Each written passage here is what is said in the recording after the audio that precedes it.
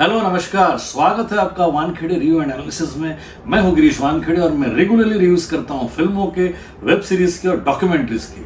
आज के रिव्यू का टाइटल है इन्नाले वारे, जो कि Malayalam thriller hostage drama feature film है और यह स्ट्रीम हो रही है सोनी लिव पर 9 जून 2022 से।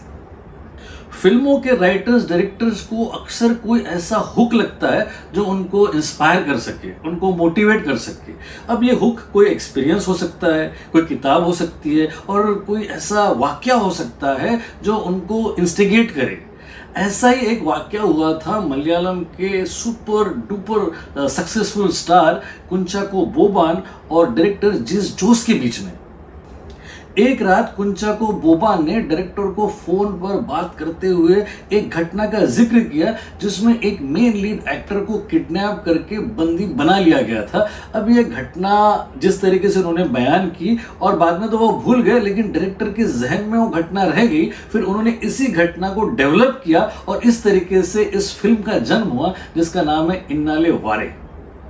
डायरेक्टर जिस जॉय प्रभावित रहे हैं 2017 में बनी विक्रमादित्य मोटवानी की ट्रैप्ड से, जिसमें एक आदमी अपने ही घर में कैद होकर रह जाता है। इसके अलावा मुझे याद आती है 2014 में अनुराग कश्यप ने डायरेक्ट की हुई अगली, जो कि बड़ी ही intense kidnapping drama feature film थी। हॉलीवुड में भी इस जॉनर में कई सारी फिल्में हैं, जैसे कि 1965 की द कलेक्टर, 2001 की अलॉन्ग केम अ स्पाइडर और 2020 की the boy behind the doors. इन सारी फिल्मों में सबसे प्रोमिनेंट फिल्में हैं।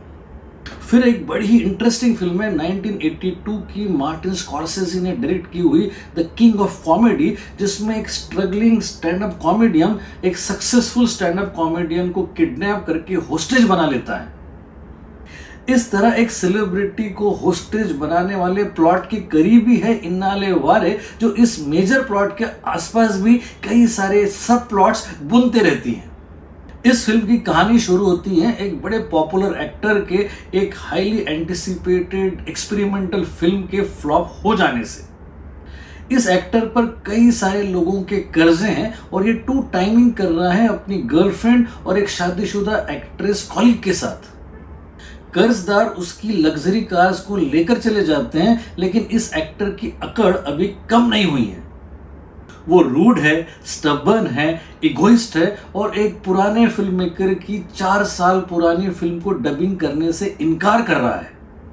उसके सामने एक बड़ी कंपनी एक प्रोडक्ट को इंडोर्स करने के लिए उसके सामने 3 करोड़ का ऑफर लेकर आती है, लेकिन वो इनकार कर देता है क्योंकि वो एक्सट्रीमली इमेज कॉन्शियस है।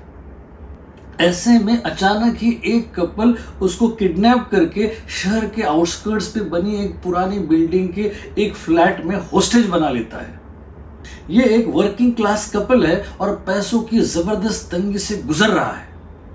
वो टेक्नोलॉजी का सहारा लेकर इस एक्टर के सारे ही कॉन्टैक्ट्स के साथ कम्युनिकेट करते रहते हैं, जिससे कि किसी को खबर ही नहीं होती कि इस एक्टर का किडनैप हो चुका है। वो इस प्रोसेस में इस किडनैप किए हुए स्टार से कनेक्ट होकर उसके प्रोडक्ट की इंडोर्समेंट करने वाली रकम को हथिया लेते हैं और यहीं से इस फिल्म का एग्जैगरेशन शुरू हो जाता है। फिर ये फिल्म जो इलॉजिकल होती है कि उसके बाद इलॉजिकल ही होते चले जाती है।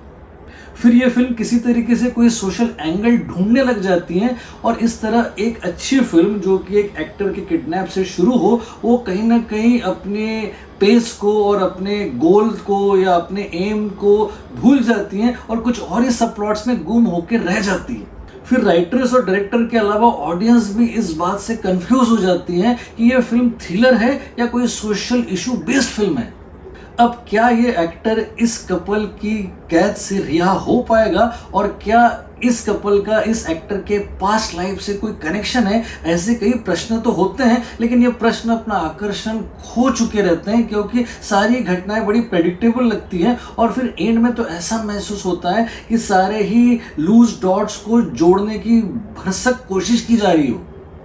इसके बावजूद भी अगर हम खूबियों की बात करें तो इस फिल्म में एक ही खूबी है और वो है 2 मेजर एक्टर्स के परफॉर्मेंसेस। आसिफ अली ने इगोइस्ट एक्टर की भूमिका में जान डाल दी है। उनके मैनरिज्म और उनकी बॉडी लैंग्वेज से वो एकदम आपको रिपल्सिव लगेंगे और यही उनके किरदार की जीत है। निमिषा सजाय ने एब्डक्टर की भूमिका को एक अलग ही ऊंचाई प्रदान की है। उनके किरदार के कई सारे शेड्स हैं जिनमें इस एक्टर को फैन बनकर बरगलाना और फिर वायलेंट हो जाना तारीफ काबिल है। इन दोनों के बीच में यानी एक्टर और किडनैपर यानी आसिफ अली और निमिषा सजान के बीच में एक हाथापाई का सीन है जो बहुत ही गजब तरीके से फिल्माया गया है। ये दोनों एक्टर ही इस फिल्म का सेविंग ग्रेस है। और अब अगर हम खामियों की बात करें तो इस फिल्म की सबसे बड़ी खामी है इसकी राइटिंग। बॉबी और संजय है इस फिल्म के राइटर्स जिन्होंने स्क्रीन प्ले में बड़ी ही लापरवाही बरती है। कई सारे सीन्स डिस्ट्रैक्ट करते हैं, अननेसेसरी है और कई सारे कैरेक्टर्स डिफाइंड नहीं है। इनकी राइटिंग में एक्साइटमेंट कम और लेथार्जी ज्यादा है। दूसरी खामी है डायरेक्शन। डायरेक्टर जिस जॉय और एक्टर आसिफ अली के इस जोड़ी की ये 5वीं फिल्म है। उनकी केमिस्ट्री ठीक है लेकिन किडनैप होस्टेज ड्रामा में जो थ्रिलिंग एलिमेंट्स होने चाहिए वो नदारद है। डायरेक्टर का फोकस कई बार मेन स्ट्रीम कहानी या प्लॉट से भटक जाता है और सारी टेकिंग बड़ी ही ओल्ड स्कूल है और कहीं पर भी पेस थ्रिलिंग नहीं है। डायरेक्शन के तौर पे यह कह सकता हूं कि बड़े ही एवरेज एफर्ट्स हैं। इन दो खामियों और एक खूबी के कारण मैं आपको दावे के साथ कह सकता हूं कि यह फिल्म आपके एक्सपेक्टेशंस पे खरी नहीं उतरती। साथ ही साथ कई सारी बातें कहने की कोशिश में एक भी बात स्पष्ट रूप से ये कह नहीं पाती है, इसलिए सारी की सारी फिल्म बड़ी एम्बिग्यूअस और बड़ी कंफ्यूज लगती है।